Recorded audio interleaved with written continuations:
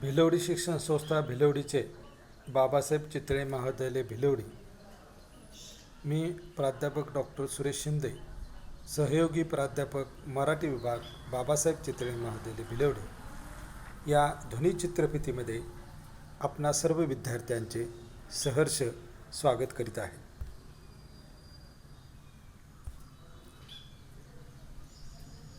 विभाग 3 मराठी हा विषय घेऊन शिकत असणाऱ्या सर्व विद्यार्थी मित्र, आपण सत्र क्रमांक 6 मध्ये पेपर नंबर 14 मध्ये ज्या पेपरचं नाव आहे मध्ययुगीन मराठी वाङ्मयाचा इतिहास, या पेपरचा आपण अभ्यास करत आहोत. आणि यातील विभाग क्रमांक 3 मध्ये इसवी सन 1600 ते इसवी सन 1800 या कालखंडामध्ये जे पंडित कवी होऊन गेले, या पंडित कवींच्या काव्यांचा अभ्यास आपण करणार आहोत. आणि या घटकाचं नाव आहे निवडक पंडित कवींच्या काव्याचा अभ्यास.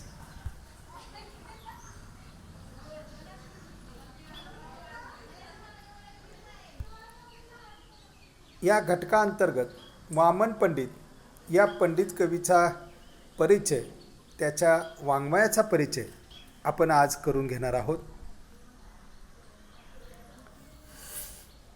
पंडित संप्रदायाचे प्रातिनिधिक कवी म्हणून वामन पंडितांचा उल्लेख केला जातो. वामन पंडितांची त्रोटक अशा प्रकारची माहिती मिळते. त्यांची जी काव्य आहे, साहित्य संपदा आहे, त्यामध्ये विविधता, विद्वत्ता आणि विपुलता अशी दिसते. त्यांच्या जीवनचरित्राबद्दल विचार करत असताना मी आत्ता उल्लेख केल्याप्रमाणे त्यांची जी काही जीवनचरित्र आहे त्याबद्दल फारशी माहिती मिळत नाही. त्यांनी जे काही आपल्या लेखनामध्ये उल्लेख केलेले आहे, या उल्लेखावरून आपल्याला काही गोष्टी लक्षात येतात. त्यामध्ये आपल्याला त्यांच्या पत्नीचं नाव, त्या पत्नीच्या नावाचा उल्लेख आपल्याला मिळतो, ते नाव समजतं. याचबरोबर त्यांच्या आईवडिलांच्या नावाचा उल्लेख येतो, त्यांचे गुरु सच्चिदानंद यांचा उल्लेख येतो. एवढीच त्यांच्याबद्दलची माहिती मिळते. त्यांचा जन्म इसवी सन 1608 मध्ये झाला असावा असं सांगितलं जातं. वामन पंडित अनेक होऊन गेले असावेत अशा प्रकारची चर्चा अभ्यासकांमध्ये झालेली आहे. आपल्याला एक गोष्ट अशी दिसते की त्यांचा जन्म 1608 मध्ये हा एक अंदाज आहे.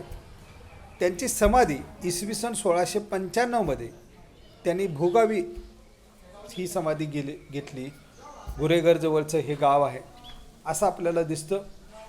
ज्या सच्चिदानंद बाबाचा उल्लेख त्यांनी केलेला आहे, त्यांचा गुरु उपदेश ही त्यांच्या जीवनातली अत्यंत महत्त्वाची अशा प्रकारची गोष्ट आहे. हा गुरुउपदेश करवीर परिसरात झाला असावा असं आपल्याला दिसतं. जगदंबेच्या करवीरच्या मुक्कामध्ये जगदंबेच्या देवळामध्ये नामसुधेसारखं एखादं प्रकरण त्यांनी रचलेलं दिसून येतं. याचबरोबर तुकाराम आणि रामदास या संतांना ते भेटलेले असावेत असे आपल्याला दिसून येतं. तर एवढी माहिती त्यांच्याबद्दल, त्यांच्या जीवनचरित्राबद्दल आपल्याला मिळते. आणि त्यांनी जी रचना केलेली आहे, त्या रचनेचा विचार करत असताना त्यांनी वेदांतविषयी काही ग्रंथ रचलेले आहेत, ते आपण पहिल्यांदा बघणार आहोत. काही पौराणिक आख्यानपर ग्रंथ रचलेले आहेत.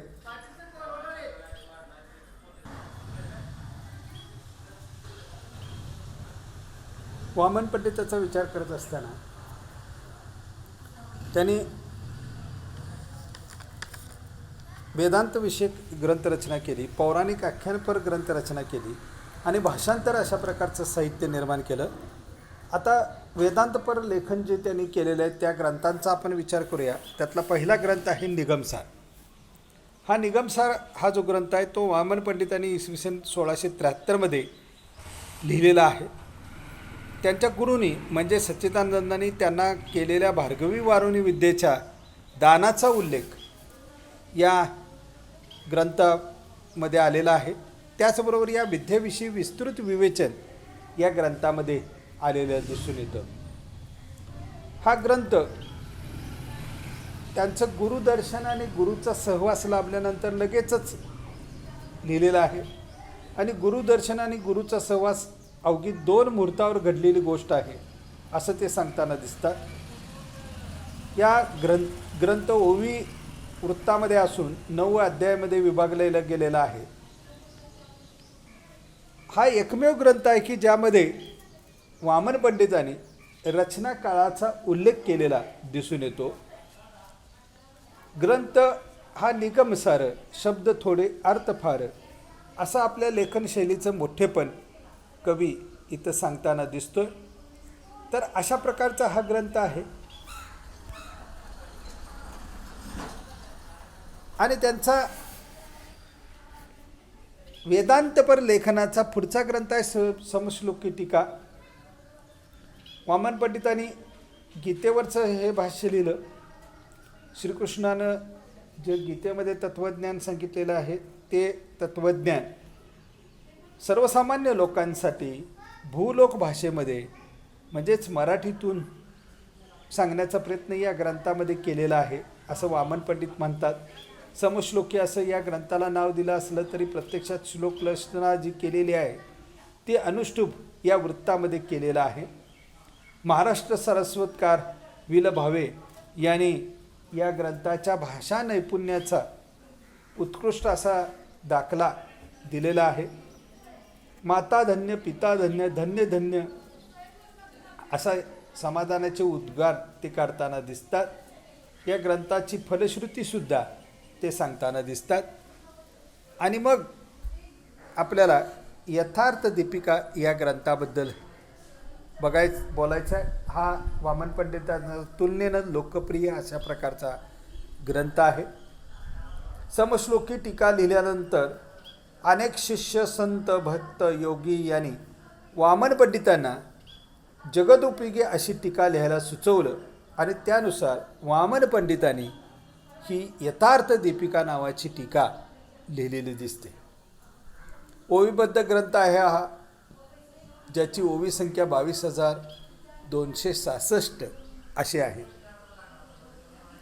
त्यांचं म्हणणं असं आहे की आत्तापर्यंत गीतेवर अनेकांनी भाष्य लिहिली परंतु ती विपरीत आणि फुकाचा अर्थवाद माजवणारी आहे. म्हणून गीतेचं तत्त्वज्ञान यथार्थपणे मांडण्याचा प्रयत्न या टीकेमध्ये आपण केलेला आहे. आणि या अभिनिवेशापोटीच त्यांनी या ग्रंथाचं नाव यथार्थ दीपिका असं दिलेलं दिसतं. ते काय म्हणतात पहा, टीका उदंड झाल्यापरी देवतास तदुपास कास भ्याला, यथार्थ अर्थ नाही बोलल्या तैसे नव्हे ही टीका, म्हणून यथार्थ दीपिका नाव पावली हे टीका, की अद्वैत आणि भजावे एका श्रीवस्तका जगद्गुरु. ते सांगतात की टीका भरपूर झाल्या परंतु देवाच्या पायाजवळ जायला त्या भ्यालेल्या आहेत. यथार्थ अर्थ बोललेल्या नाहीत तशी ही टीका नव्हे. म्हणूनच या ग्रंथाचं नाव यथार्थ दीपिका असं आहे असं ते सांगताना दिसतात. अगोदरच्या भाष्यकाराने जे काही केलेलं आहे त्याबद्दल टीका उपास ते या ग्रंथामध्ये करताना दिसतात. ज्ञानदेव दासोपंत यांनी जी काही गीतेवरची भाष्य लिहिलेली आहे त्यावर उपवासाने टीका करताना वामन पंडित दिसतात. गीता जाते पश्चिमेकडे, टीका चढे पूर्व दिशा पर्वतकडे, दोईस हात लाविता बापुडे, अर्थ सापडे केवी तया, अशी कोपरकळी या ग्रंथामध्ये ते मारताना दिसतात. वाचो जे वाचित न वाचो ते जे वाईट मानित, संतुष्ट होय एक जगतपती या यथार्थ निरूपणे. आपलं हा ग्रंथ वाचल्यानंतर कुणाला बरं वाटेल ते वाटो, कुणाला वाईट वाटेल ते वाटो, फक्त जगतपती संतुष्ट व्हावा ही भावना ते इथं व्यक्त करताना दिसतात. तर अशा प्रकारचा हा ग्रंथ तुलनेनं मोठा हा ग्रंथ 22,000 ओवी संख्यांचा 22,266 ओवी संख्यांचा हा ग्रंथ वामन पंडितांचा तुलनेनं लोकप्रिय ग्रंथ आहे. आत्तापर्यंत आपण वामन पंडितांची वेदांतपर लेखन पाहिलेले आहे.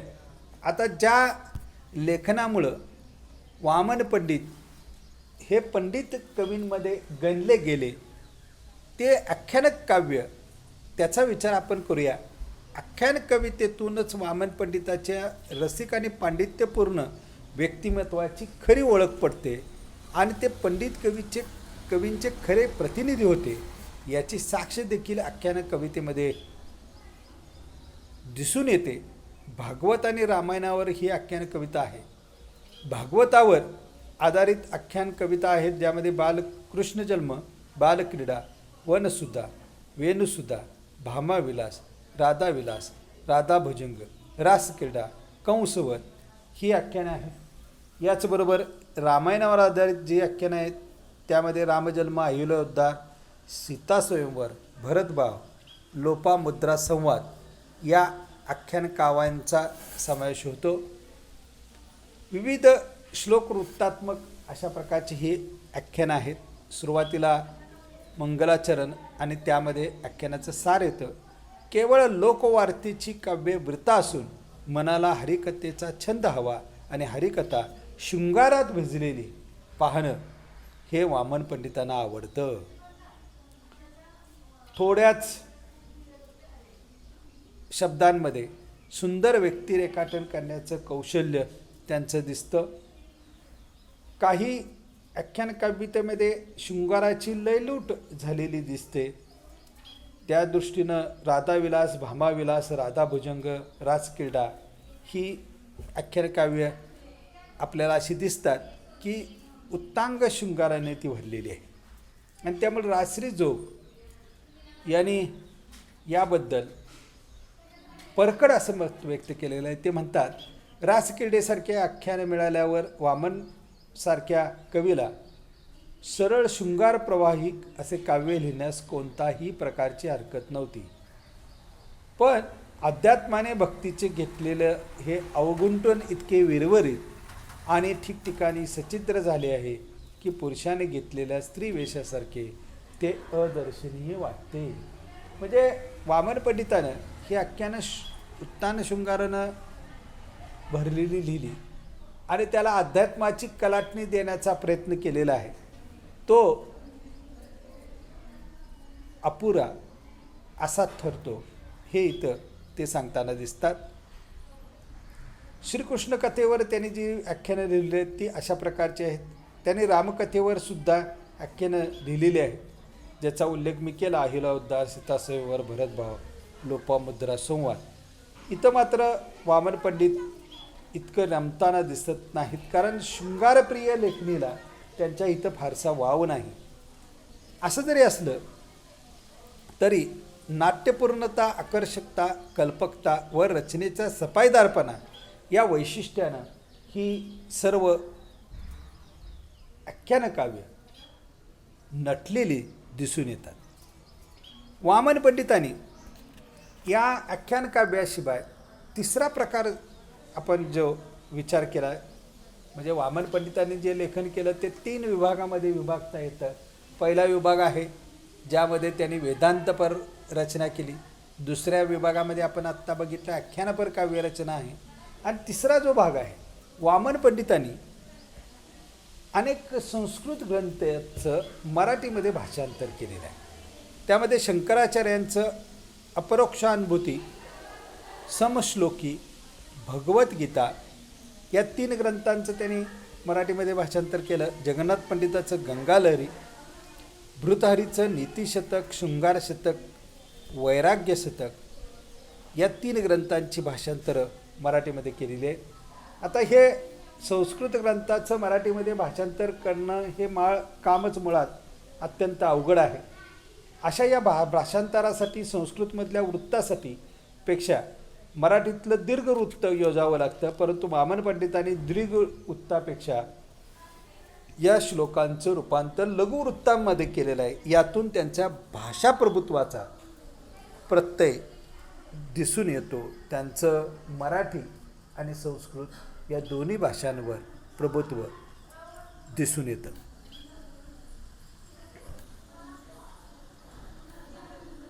एकूण वामन पंडिताची रचना आपण पाहिलं. रामदासांच्या उपदेशावरून मराठी लेखन करणारे वामन पंडित त्यांच्या लेखनात पांडित्य आणि कवित्वाचा सुंदर अशा प्रकारचा संगम दिसतो. विविध वृत्तात्मक श्लोक रचना करणारा, शृंगार व अध्यात्मात रमणारा अशा प्रकारचा हा कवी आहे.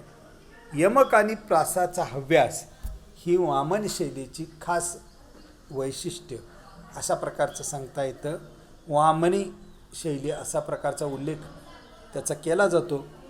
वाचकांना खिळवून ठेवणारी वर्णनं, भावुक व रसाळ भाषा ही त्यांची दिसते.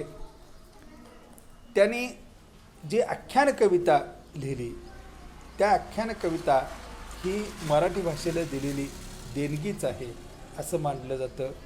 त्यांनी खंडकाव्याचा सुद्धा पाया घातलेला दिसून येतो.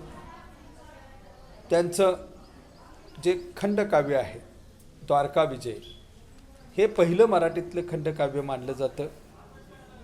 त्यांच्या लेखनाचा गौरव द सी पंगू, प्र बा बापट अशा अभ्यासकांनी केलेला आहे.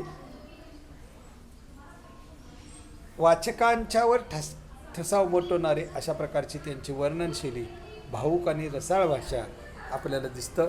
याचबरोबर वृत्तवैचित्र्य व समर्पक अलंकार योजना त्यांची दिसते.